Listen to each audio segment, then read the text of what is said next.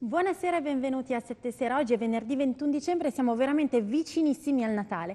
E allora nella puntata di questa sera ci faremo gli auguri. Sì, ci faremo gli auguri perché è la nostra ultima puntata del 2012. Il nostro salotto poi tornerà dal 15 di gennaio 2013, ma durante le feste non vi preoccupate perché non sarete da soli, infatti andrà in onda assolutamente il meglio di 7 Sera. Ma veniamo a questa nostra puntata natalizia, sarà veramente dedicata alle feste, sarà per grandi e piccini e parleremo di tantissimi argomenti. Allora vedremo come decorare la nostra tavola e fare dei dolcetti veramente bellissimi e buonissimi. Poi faremo sfilare l'eleganza direttamente qui nel nostro salotto per capire qual è il look ideale per il primo dell'anno e soprattutto inizieremo entrando nell'atmosfera natalizia grazie a quello che scalda i cuori e scalda gli animi, cioè la musica, i bambini e il canto. Parliamo di piccoli grandi cori insieme a una grandissima mamma e conduttrice Paola Comelli. Bentornata Paola. Ciao Alessandra, buonasera a tutti. E benvenuta anche a Sonia Briant, pianista e docente di educazione al suono e alla musica presso l'Istituto delle Orsoline Maria Mater Mea di Milano. Buonasera e benvenuta. Buonasera, ciao. Allora Paola, che bello riaverti qui, tu ci hai portato un regalo? Sì, vi ho portato una sorpresa natalizia,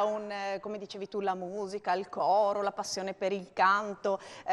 Ho conosciuto Sonia e il suo coro Voci della Primavera in occasione di Bambini Animati.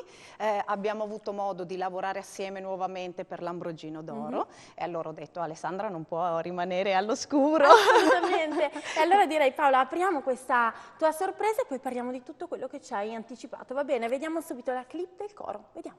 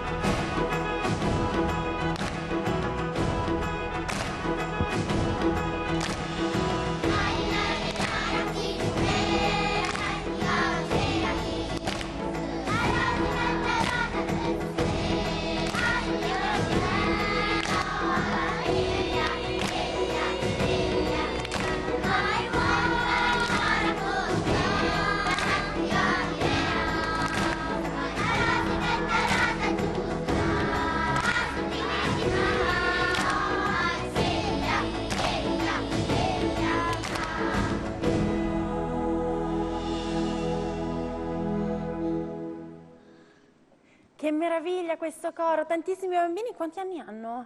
Hanno tra i 7 anni e i 10 anni E appena sono i tuoi compiuti. piccoli allievi? E sono i miei piccoli allievi, sì, sono tutti allievi di una scuola primaria, l'Istituto Mater Mea di Milano, nel quale si studia tanto la musica, perché in questo istituto si lavora un paio d'ore alla settimana, che non è proprio di tutte le scuole.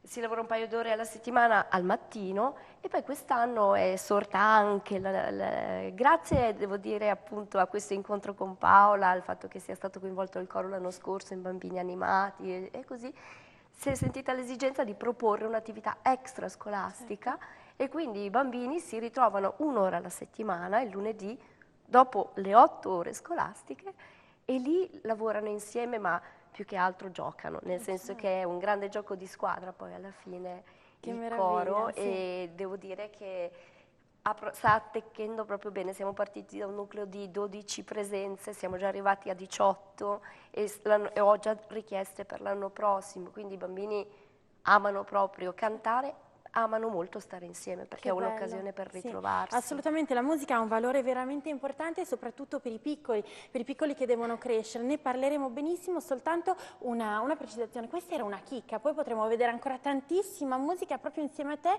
quando Paola e perché? Beh, possiamo vederla per il 24 e il 25 di dicembre, dalle 6 alle 7, sempre su 7 Gold, con l'Ambrogino d'Oro. Tra l'altro il coro di Sonia fa da giuria, hanno fatto la giuria delle canzoni dell'Ambrogino d'Oro in gara e quindi sono stati proprio loro ad esprimere il parere su delle canzoni cantate da altri bambini. Una manifestazione molto bella, molto natalizia. Tra l'altro, secondo me converrebbe anche spendere qualche parola sulla scelta musicale. Sì. Avete sentito una canzone un po' particolare di questo coro perché è una canzone natalizia ma non solo, e allora magari Sonia può spiegarci qualcosa di più. Assolutamente sì, tra l'altro appunto una canzone difficile, poi a due voci, anche un pochino di movimento, quindi tanto ritmo. E allora come mai la scelta di una canzone di questo tipo? Andiamo sul repertorio gospel e quali sono le difficoltà per i piccolini, ma quando soprattutto i piccoli ci sorprendono? Ci sorprendono sì, anche perché non è da tanto tempo che loro lavorano insieme. E devo dire, questa canzone è stata scelta appunto perché la melodia di Amazing Grace ci porta nell'ambito del gospel, quindi si sposa bene con il Natale, e anche se non sembra, come i piccoli stessi hanno subito identificato, la seconda linea melodica è un canto tradizionale sardo, ma è una ninna nanna un po' forte, ma è una ninna nanna. E quindi anche questa, se si vuole, si associa abbastanza bene, no, al Natale, quindi la scelta è stata attribuita a questi due motivi. E poi vabbè, il fatto di associare il movimento al canto parte da una mia esigenza, nel senso che io amo molto insegnargli che la musica parte dal movimento, parte dal corpo, coinvolge tutto il corpo, quindi prima loro riescono a sperimentare questo aspetto della musica e prima secondo me crescono, magari lo fanno con più difficoltà all'inizio, ma saranno facilitati in seguito. Certo, e allora la musica parte veramente da dentro e può essere veramente d'aiuto anche per i piccolini che magari sono un po' timidi, che si vergognano, che non sanno come esprimere le proprie emozioni. Allora io vorrei sentire la voce di mamma che vede i suoi bambini andare a cantare, magari entrare con un umore e uscire con un altro. Allora, come cambia la musica il cuore dei bambini? Guarda, lo dicevo con Sonia prima, la mia mezzana nel coro la vedi trasformata a un sorriso da un orecchio all'altro ed è proprio un sole, non è possibile non vedere la differenza. Hanno fatto recentemente di questo, magari Sonia può dirti due parole veloci, perché ormai sono diventati un po' protagonisti questi bambini, oltre l'Ambrogino adesso hanno fatto anche una partecipazione a un coro gospel che dirige Sonia e cioè, erano entusiasti, poi un coro di adulti, hai capito? Non bambini e basta, cioè ci sono anche gli adulti e quindi si sentono ancora più responsabilizzati. Loro sono solo piccoli ma sono già dei piccoli professionisti, devono solo crescere per radicare un po' di più la loro passione. Allora abbiamo parlato di gospel, di cori gospel, visto che è Natale e l'ho detto all'inizio, la musica, il gospel soprattutto scalda il cuore e l'atmosfera, qualche piccola data in cui sentire queste belle melodie?